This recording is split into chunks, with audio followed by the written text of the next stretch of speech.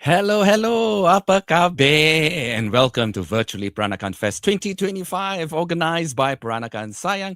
It is our sixth year organizing this two-day online festival with presentations to share and celebrate our Peranakan culture with presenters from around the region. My name is Baba Alvin Un, your festival organizer and host from Peranakan Sayang in Singapore. Kamsiala, thank you for joining us. We would love to hear from you.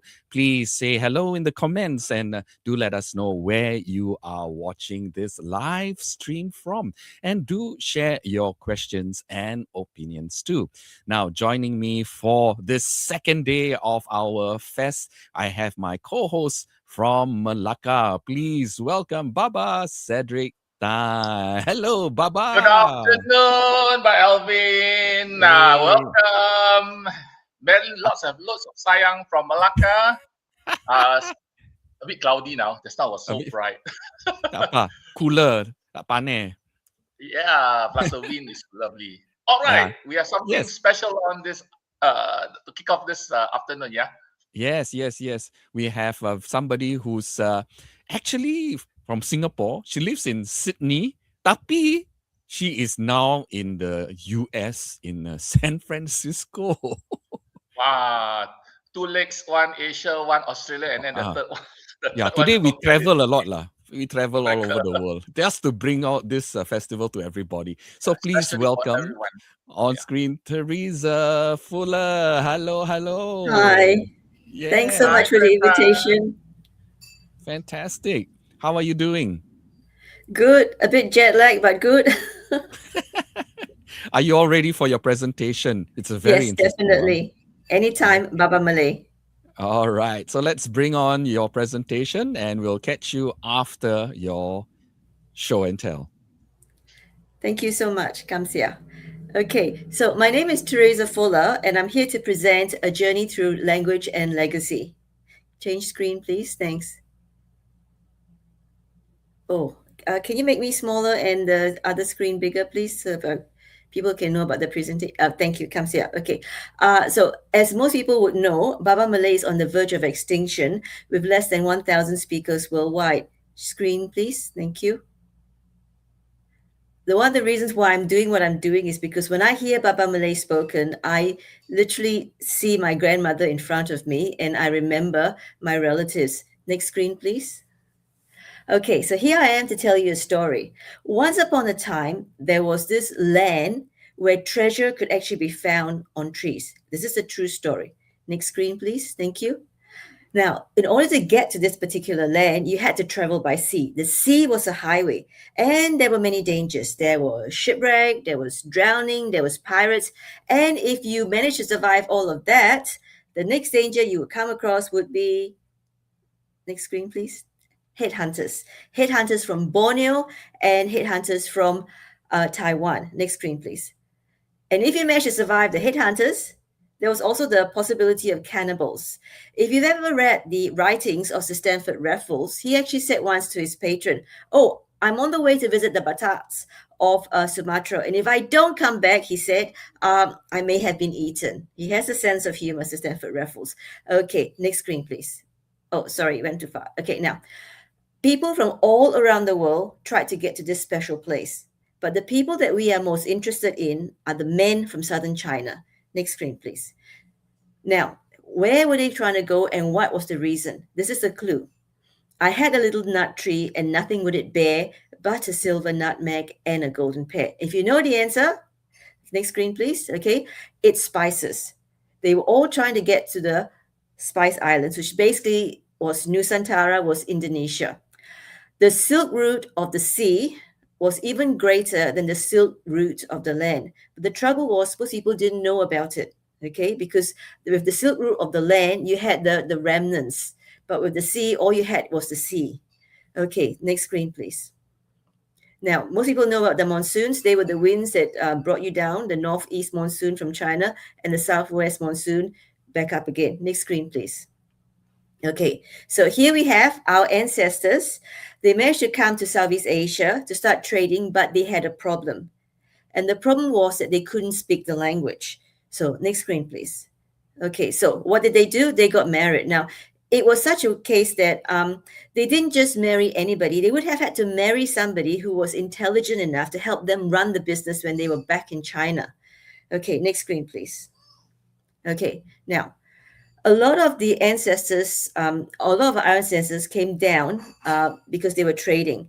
But there were many ancestors who came down not through trading, but because they were basically shanghaied. The majority of Chinese immigrants came through something called the credit ticket system, and they were often drugged, kidnapped, or tricked by recruiting agents. When they were down in Singapore, Malaysia, or wherever, okay, they were introduced to things like opium, and they were introduced to things like gambling.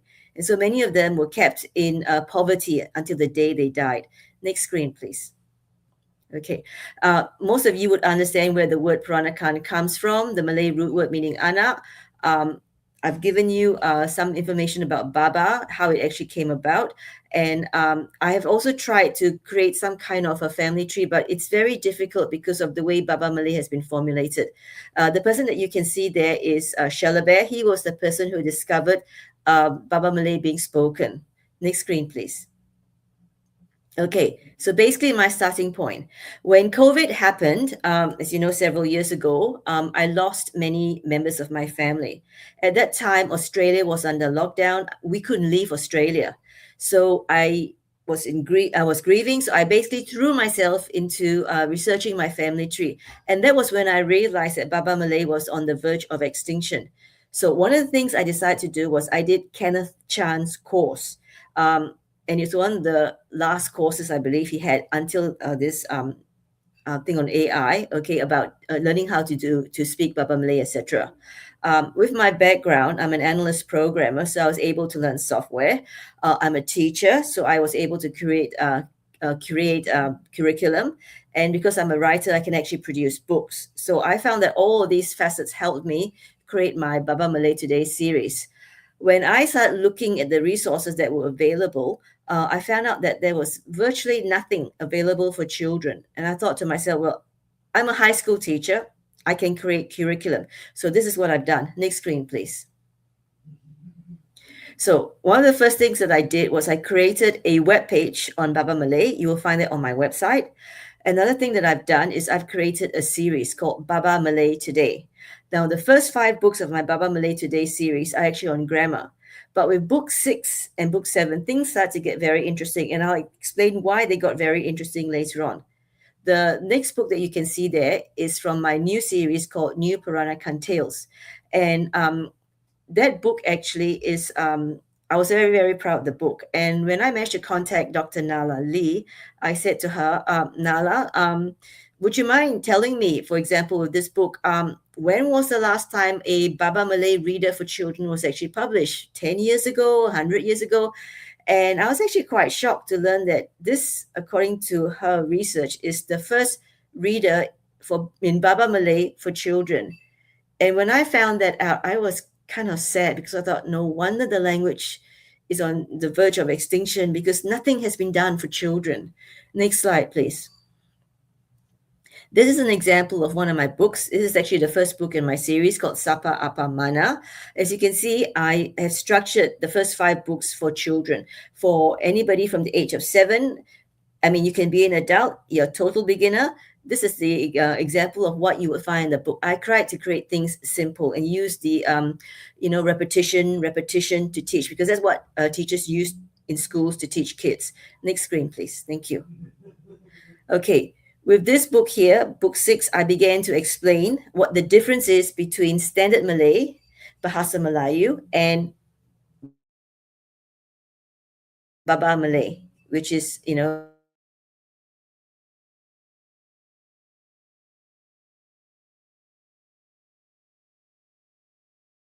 the language of our ancestors. Okay, next screen, please. Okay, I'm not sure whether you can see that. Now, with the first 5 books, okay, it was basically a matter of, right, that's the syllabus. I produced curriculum, not a problem. But when I actually got to book 6 and then eventually book 7, things began to get very interesting. I'm not sure if you can actually see the screen, but if you look, for example, I was trying to write the book, so I put down all the lists of, this is how you address a male, this is how you address a female. I was looking at the screen, trying to adjust everything, and then I suddenly realized something. Why? I don't know whether you see it, but what I realized was this: there are actually more ways to address a female than you do a man. And I thought to myself, this is interesting.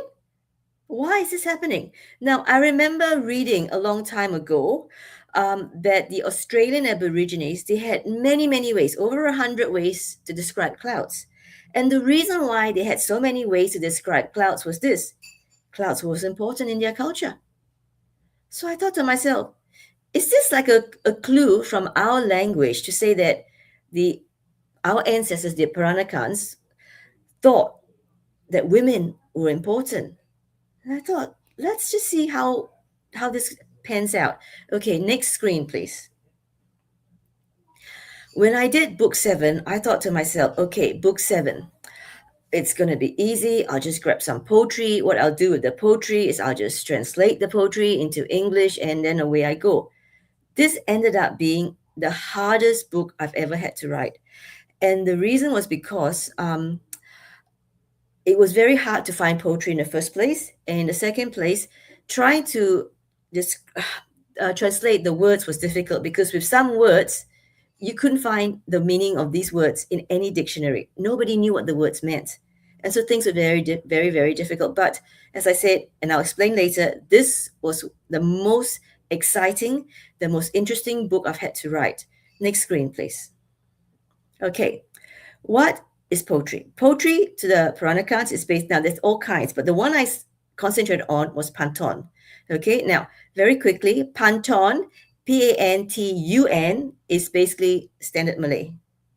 Baba Malay pantun is Panton, so slight difference here. Now, I hope at the end of this lecture that you can find yourself an expert in pantun. So basically, what is pantun? Simple, 4 lines.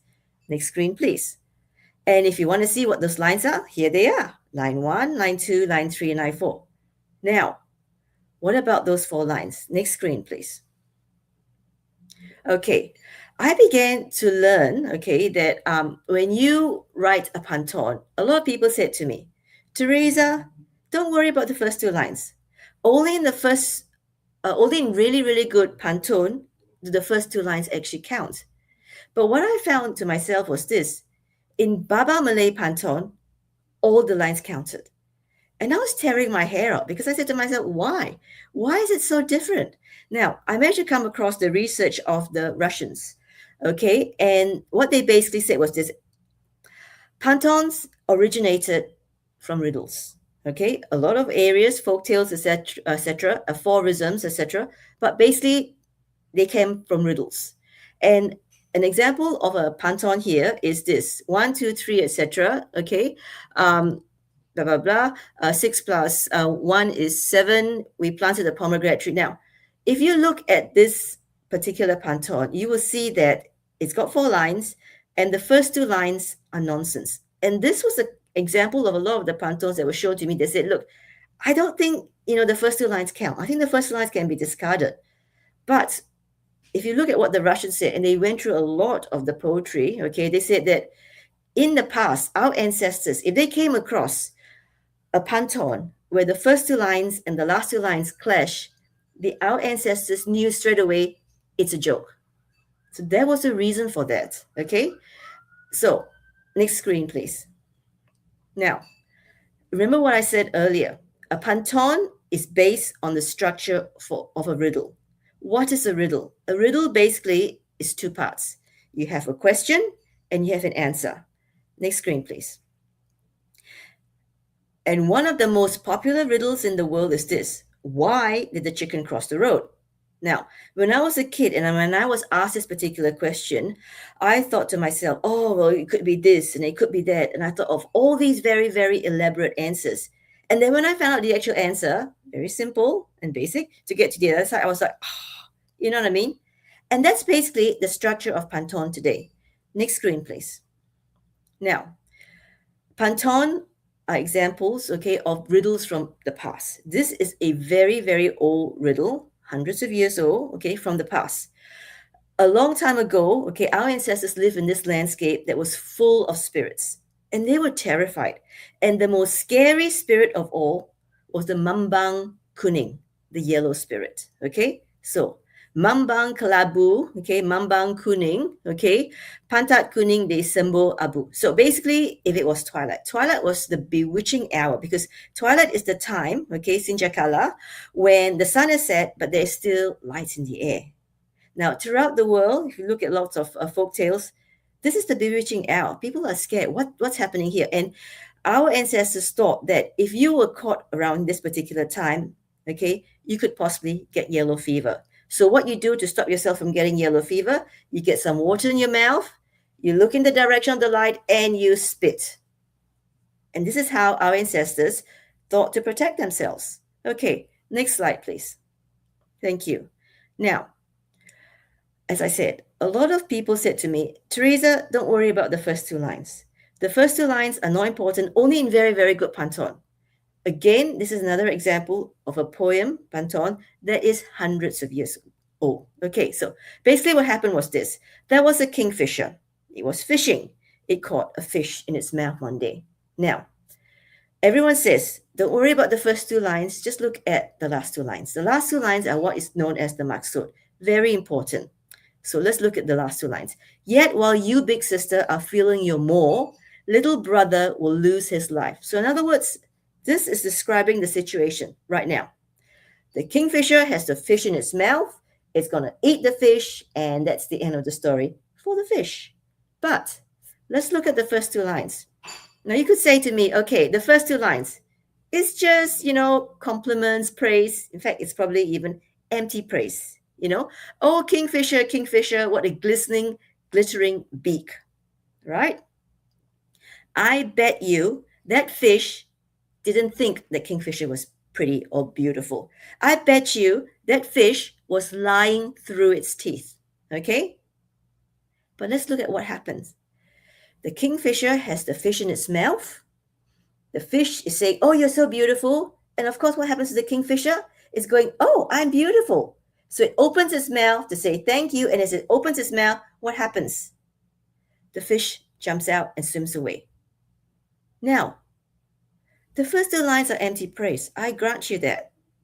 But let me ask you, if you were the fish, which two lines would you think were the most important? Which two lines saved the fish's life? Okay, next slide, please.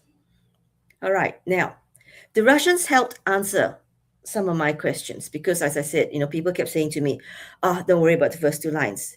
But I began to see each time I studied a poem, and I would study each poem for like a week, okay? I spent one whole year doing that.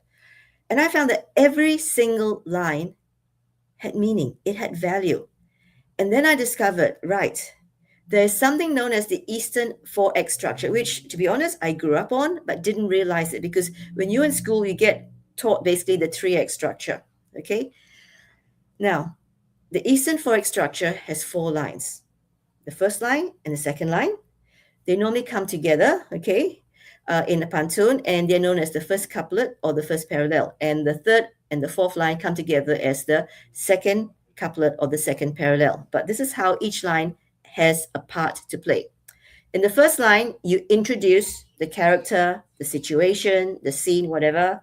In the second line, you continue on. You build up the character. You let the audience, the reader know who these people are, etc.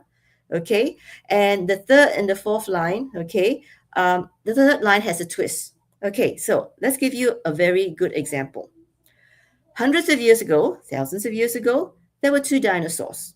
Okay, so first line, I introduced the situation. Now, the first dinosaur, Tyrannosaurus Rex. The second dinosaur happens to be one of those, flying dinosaurs. Okay, so introduce the characters, talk about them a bit more. Third line, the twist. Bang! One day, an asteroid hits the Earth. What happens? Something out of the blue, something totally unexpected. What happens is this. Tyrannosaurus Rex goes extinct, and those dinosaurs that can fly, they end up becoming the birds of today. Now, this Eastern 4X structure is used throughout Asia. The Japanese use it as well. They call it Kishoten Ketsu, okay? And you often find it in poetry and you find it in folktales. Can we get to the next page, please? Thank you. All right, let's look at it now. Initially, I gave you an example of a pantun where the first two lines and the second two lines clashed. In this example, they tend to work together, okay? This is an example of the Eastern Forex structure working. So the duckling runs well, introduce the situation. The cygnet jumps about, build it up. What happens next? Okay, now think of the first two lines, okay, as you are looking out onto nature, okay? And the third and the fourth line, suddenly there's a twist. The twist is this. You're looking out at nature, you're trying to understand what's going on. And then in the third and the fourth line, nature's turn now. Nature is now answering you and telling you, oh, this is what you're supposed to see. Good looks are easy to find. Okay, good manners are hard to come by. Okay, now, next line, please. Okay, a lot of the times when I came across poetry, okay, I kept reading poetry about, oh, you got to be good, you got to be, well behaved, you got to be, of good character. Why the constant emphasis on good manners? Now, it's because of Confucianism. Confucianism basically said this: you have to look after your parents, etc., your ancestors, all right? If you don't do it, you're not a good person.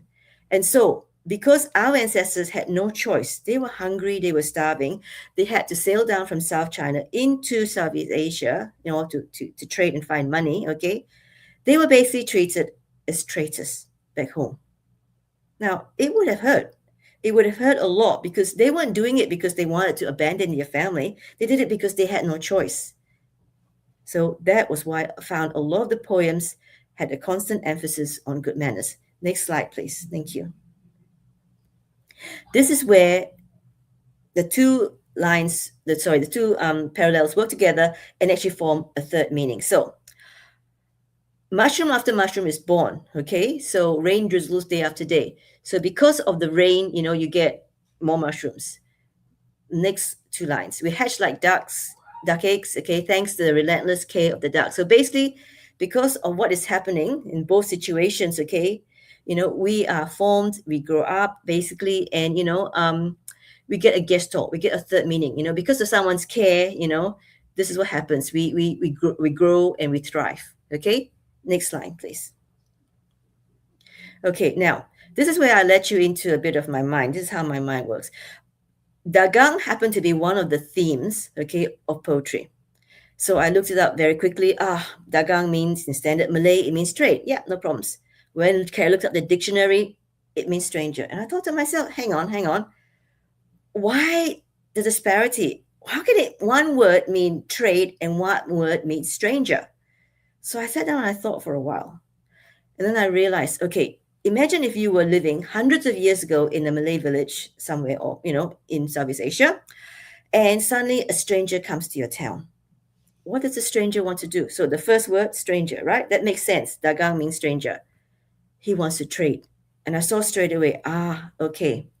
That's how one word, dagang, can have two very, very dissimilar meanings. Okay. So then I looked up William Gui's dictionary, Baba Malay. It also meant orphan, alien, foreign. Now, okay, alien, foreign, I can understand. That's stranger. But how could it possibly mean orphan? Next slide, please. So then I looked up, okay, and this is what I found according to John Mixuk, okay. When the first emperor, Shi Huangti, unified China, okay, basically, now I had a heart attack because I thought, oh, hang on, he unified China, and it was North China because it was along the Huanghe, the Yellow River. He looked down. Now, southern China did not exist in those days. But he looked down, saw all that land, and thought, hey, hang on, I want that land. So what did he do? He sent 500,000 men to conquer that land. Now, the people that he sent, if you have a look, right, the first paragraph, the last line, he sent criminals, banished men, social parasites. In other words, they're not good people, and merchants. Merchants. Weren't our ancestors merchants? But you think about how they were looked at in the past, okay? They weren't considered good people, all right? So when you send someone to war, now I don't know if you ever read the Ballad of Mulan. When you send someone to war, you don't just go for 1 or 2 weeks or a couple of months. Do you know how long Mulan actually went out to war for? 12 years. A long time. So if you imagine you were one of these 500,000 men sent down by Shi Huangdi to South China, you're at war, right? So you could die at any moment. Now, what do the Chinese tend to want to do? They want to tend to, preserve their names, right? So later on, eventually, Shi Huangdi said, look, you can colonize the place, get married, etc. And they were eager to do so.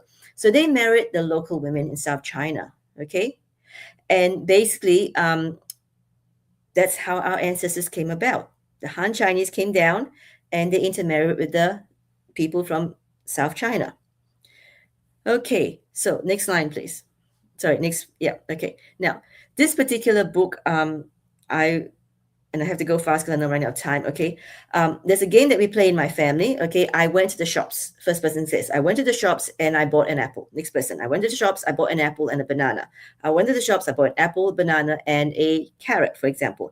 And that's how we play it, because we can see that gua pi kade, gua beli, gua pi kade, gua beli. Next slide, please. Okay, so very quickly, you learn through repetition. Gua pi kade, gua beli. And here's a glossary of things. So you could play the game once, pick a word from this glossary, then play the game. The next time, pick a different word from the glossary. Next page, please. Okay, so gua pi kade, gua beli, alia. Next page, please. Next slide. Gua pi kade, gua beli, alia, bamboo. Next slide, please. And of course, when you play the game, in English, you realize, oh, I buy an apple and a banana. Then you realize, oh, hang on, Baba Malay has no conjunction for and. Okay, so this is how I explain it. This is how I teach basic Baba Malay to the kids. Next slide, please. And then you play gua pi kade, gua beli, alia, bamboo, chinkere. Next slide, please. Okay, one of the things that I examined was the Dragon King's daughter. Now, what I tried to look was what I could see and what I couldn't see. All right. So very quickly, the story of the Dragon King's daughter. All right. There was this Dragon King's daughter, and she married a prince from North China. Now, she happened to come from Central or South China. So she married this prince. The prince treated her very badly. What did she do? She complained to her parents-in-law. They didn't care. So what did she do? She complained again. Eventually, of course, the story ends up being this, okay? This man happens to find her and he helps save her, okay? But what I really liked about this in particular was this. She didn't think, oh, because I had been married off, I no longer belong to my family. I had been married off, but I deserve to have a good life. And so she complained. And when this man finds her and takes the news of her plight to her parents, her father cried. The entire kingdom cried, okay? And then they went off to rescue her. And I thought, this is another example here where they didn't follow the Han Chinese rule where, oh, you have a daughter is useless. To them, she was still part of their family, even though she had been married off. And if she had been treated badly, they will go and get revenge. Okay? And so if you look at it, it follows the Eastern Forex structure as well. The first two lines, is basically introduces a situation. The third line here, okay, says, okay, what happened? The fox thinks he's safe. In other words, her husband thinks he's safe. Bang, a thunderbolt reaches him. That's the twist, okay? That is her uncle who goes and basically eats the husband because they're dragons, okay? And the last line, line 4, basically, the daughters return safely to her family's fold. Next line, please. Okay, so far, and I'm going to run because I'm very, very behind time. I've been giving presentations to the Fairy Tales Society, the Polyglot Society. That you can see the top right-hand side is when I did my first talk with the Peranakan Association of New South Wales. I've also spoken at the Sydney Language Festival because I'm trying my best to say Baba Malay in whatever way I can. So I try to spread the word about Baba Malay. Okay, next slide, please. Thank you. Okay, so I'm trying to say Baba Malay. Okay, what am I doing? Okay, so I know when I've asked people, I said, okay, do the Peranakans have any folk tales? And I've been told, no, we tend to borrow from the Chinese, we tend to borrow from the Malays. But as I said, my first love basically is folk tales, and I believe I've found 2 folk tales that belong to the Peranakans. I also belong to a group of folklorists, which is run by Dr. Zelka Kazenje, and I've told them about my discoveries, and I'm basically going to finish off my research and say, look, this is what I think. I think the Peranakans really do have folk tales, and then once I've had it confirmed, then I will share what I have, found with the rest of the Peranakan around the world. Okay. The second thing is this: I've got two boys, and my boys are going, Mom, we're not interested in Baba Malay, we're Australian. And so my husband, in his wisdom, said to me, boys, young people nowadays, they're all gamers. Why don't we actually make a game? And I thought, well, that's interesting. I don't have any experience, don't have any money. But you know what? When people found out that we're actually trying to make a game, a lot of people, especially young people, have said, can we come and join? And if you are out there and you happen to be a game artist, a game programmer, or a game designer, and you're happy to volunteer, stress volunteer, your time to help us save Baba Malay, please contact me. I would really, really love to hear from you. Okay. Books. Book 8 of the Baba Malay series, which is basically on idioms, is hopefully coming out next year. I'm hoping to get more readers out for my new Peranakan tales, because what's the point of producing textbooks if there's nothing for people to practice on? Book 3 of my folk tales, Lands Below the Winds. As you can see, there's some of my folk tales there. I'm also going to talk about create a book about the Eastern Dragon, because I believe there is a link between the Peranakans and the dragons. And lastly, I'm also going to create a series of textbooks on the Eastern Forex series. Okay, next slide, please. Okay, so here are some examples, of books that you can read. They're not mine, of course, some of these. Where to find my book? That's my website down there. My books are available from Amazon internationally, from Baba Gabra, if you're in Singapore.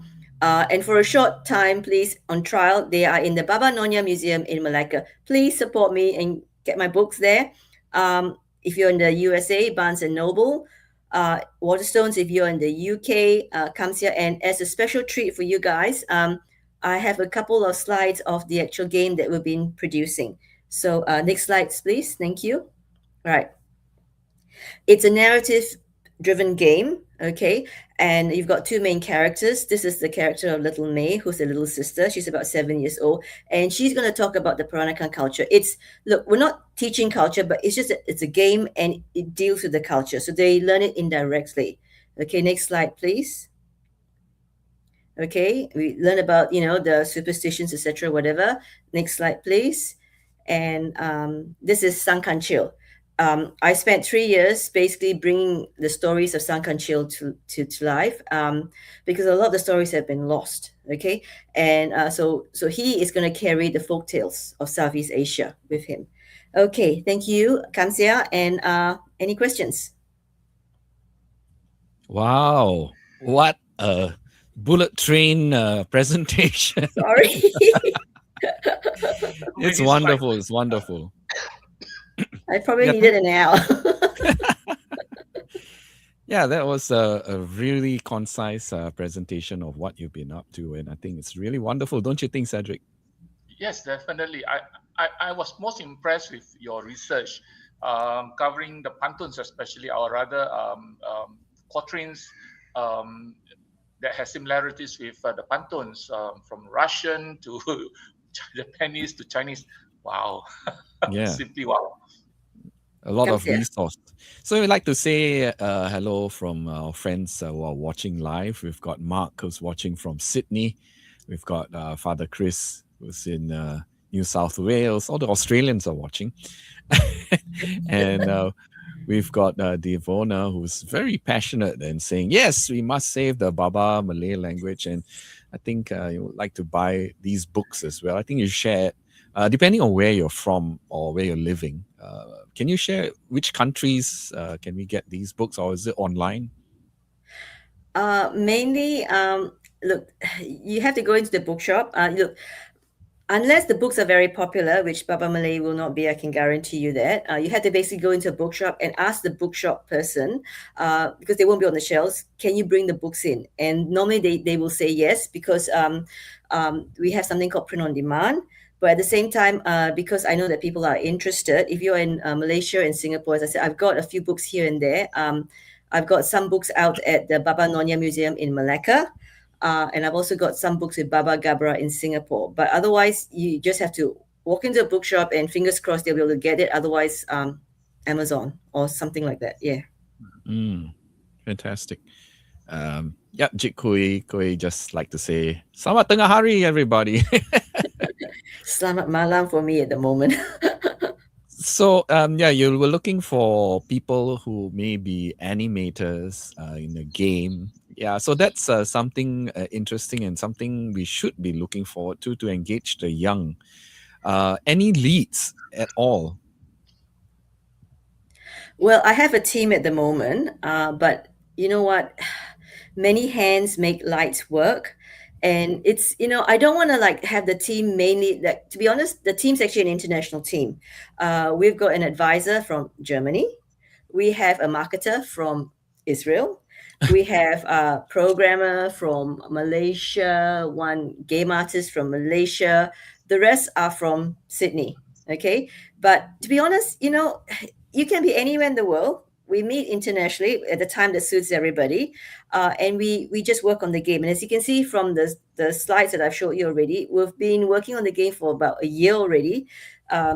Many hands make light work, and if you're interested, even if you're a student, and to be honest, a lot of the people that came and joined me initially were students. They were in their second or the third year, and they said, we're not Peranakan, some of them said, but what you're doing is noble, is fantastic, because when a language dies, the way it's people things dies. And when I found out with pantun, right, and I didn't expect it to happen, each time I cracked open one pantun was like cracking open a nut, right?